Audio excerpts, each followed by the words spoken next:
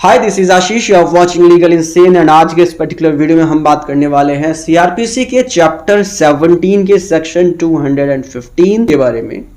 और जो बाकी के आगे के सेक्शंस हैं किसी दूसरे पर्टिकुलर वीडियो में कवर करेंगे। इससे पहले हमने सेक्शन 211, 212, 213 एंड 214 इस चैप्टर का कवर कर लिया है। लिंक आपको डिस्क्रिप्शन में मिल जाएगा उस वीडियो का, go and check out to understand all of them. आज हम बात करेंगे सेक्शन 215 के बारे में। पहले मोटा माटी समझ लेते हैं कि बेसिकली ये सेक्शंस क्या है, फिर डिटेल में समझेंगे। सेक्शन 215 बात करता है इफेक्ट ऑफ एरर्स के बारे में। क्या है ये इफेक्ट ऑफ एरर?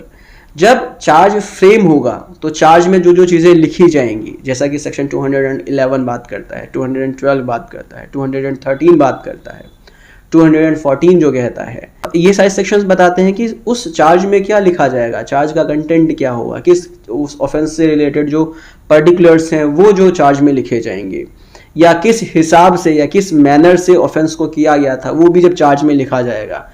इन सब को लिखते समय अगर कोर्ट से कुछ एरर हो जाता है तो उसका क्या इफेक्ट होगा वो बताता है section 215। I hope you are getting clear about section 215। जैसा कि मैंने पहले बताया, सेक्शन 215 एरर होने पर क्या इफेक्ट पड़ने वाला है ट्रायल पर, उसकी बात करता है। तो सेक्शन 215 कहता है कि भाई देखो, जब भी चार्ज फ्रेम किया जाएगा और चार्ज को फ्रेम करते समय जो चार्ज के कंटेंट्स हैं या चार्ज से रिलेटेड जो ऑफेंस है या जो ऑफेंस से रिलेटेड जो पर्टिकुलर्स हैं, अगर उनको लिखने में कोर्ट कुछ एरर कर देती है, कुछ त्रुटि कर देती है, या उस ऑफेंस को ही ओमिट कर देती है, या उसके जो पर्टिकुलर्स हैं उनको ही ओमिट कर देती है कोर्ट, तो इसका कोई भी इफेक्ट नहीं पड़ेगा। और तब तक इफेक्ट नहीं पड़ेगा जब तक वो एक्यूज्ड ऐसा होने से मिसलीड ना हो जाए, या कोर्ट को ऐसा लग रहा है कि भाई ऐसा एरर होने पर फेलियर ऑफ जस्टिस हो रहा है। तो यहां पर एक चीज क्लियर हो गया कि जब तक एक्यूज्ड मिसलीड नहीं होगा या फेलियर ऑफ जस्टिस के चांसेस नहीं होंगे ऐसा होने पर, एरर होने पर, तब तक उस एरर से कोई भी इफेक्ट नहीं पड़ने वाला है ट्रायल में। ये बताता है सेक्शन 215। मतलब कि सेक्शन 215 एक तरीके से प्रोटेक्टिव वे में काम करता है और कहता है कि भाई मुझे दोनों तरीके से जो है दोनों चीज़ों को प्रोटेक्ट करना है। अगर एक्यूज्ड जो है मिसलीड हो रहा है या फेलियर ऑफ जस्टिस हो रहा है तो भाई जो ये एरर हुआ है ये गलत हुआ है, इसको क्योर करो। और अगर जो है एक्यूज्ड मिसलीड नहीं हो रहा है या फेलियर ऑफ जस्टिस नहीं हो रहा है तो इस एरर की कोई भी गलती नहीं है, ये एरर हुआ है तो हम इसको करेक्ट कर लेते हैं, केस के ट्रायल पर इफेक्ट नहीं पड़ेगा। अब इसको एक एग्जांपल की हेल्प से समझते हैं।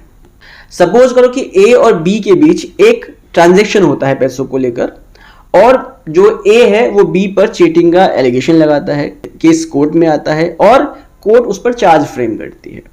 लेकिन चार्ज को फ्रेम करते समय कोर्ट ये ओमिट कर देती है कि चीटिंग बेसिकली कैसे हुआ, मतलब कि जो चीटिंग का मैनर है कोर्ट उसको जो है उस चार्ज में लिखने से ओमिट कर देती है। तो यहाँ पर क्या होता है, जब बी अपना एविडेंस लाता है और वो अपना एविडेंस करवा देता है, मान लो यहाँ पर बी अपना केस हार जाता है, तो यहाँ पर हम ये नहीं कहेंगे कि भाई देखो जो यहाँ पर कोर्ट ने उस मैनर को लिखने से ओमिट कर दिया था, यहाँ पर जो है फेलियर ऑफ जस्टिस हो गया है या बी मिसलीड हुआ है। क्योंकि यहाँ पर बी मिसलीड नहीं हुआ, बी को पता है कि किस ट्रांजैक्शन के बारे में बात हो रही है, किस ट्रांजैक्शन से रिलेटेड उसके ऊपर चीटिंग का एलिगेशन है, और उसी से रिलेटेड वो अपना एविडेंस भी लेकर आया था। तो यहाँ पर ना ही बी मिसलीड हुआ है ना ही फेलियर ऑफ जस्टिस हुआ है। तो यहाँ पर बेसिकली उस ओमिशन से कोई फर्क नहीं पड़ा केस के ट्रायल पर। लेकिन अब एक दूसरा एग्जांपल समझते हैं। सपोज करो कि ए और बी के बीच में 4-5 बार पैसों का लेन देन हुआ है। अब ए ने बी पर दोबारा एलिगेशन लगाया कि उसके साथ जो है चीटिंग हुई है, कोर्ट में केस आया और कोर्ट ने चार्ज फ्रेम किया।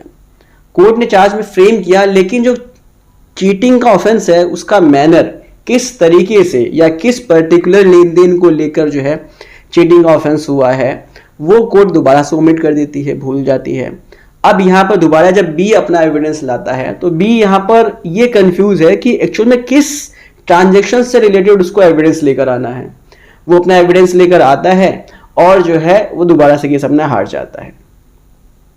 तो यहाँ पर बेसिकली हम ये कहेंगे कि अब बी को बेसिकली नहीं पता था कि किस पर्टिकुलर ट्रांजैक्शन से रिलेटेड उसको अपना एविडेंस लेकर आना है। यहाँ पर वो अपना एविडेंस पता चला कि किसी दूसरे ट्रांजैक्शन से रिलेटेड ले आया, तो यहाँ पर वो हार गया। तो हम यहाँ पर कहेंगे कि यहाँ पर फेलियर ऑफ जस्टिस हुआ है, या बी जो है वो मिसलीड हुआ है। बिकॉज जब चार्ज फ्रेम हो रहा था तो किस पर्टिकुलर ट्रांजेक्शन से रिलेटेड जो है ऑफेंस हुआ है वो नहीं लिखा गया, जो ऑफेंस है उसका मैनर नहीं लिखा गया, इस वजह से बी मिसलीड हुआ है। तो यहाँ पर जो वो केस है उस केस के ट्रायल पर इफेक्ट पड़ा है। तो बेसिकली ये है सेक्शन 215 जो बताता है कि किस तरीके से इफेक्ट पड़ेगा और किस तरीके से इफेक्ट नहीं पड़ेगा एरर का। चार्ज को फ्रेम करते समय जब कोई एरर होगा तो किस तरह से इफेक्ट पड़ेगा और किस तरह से इफेक्ट नहीं पड़ेगा। So basically this is section 215।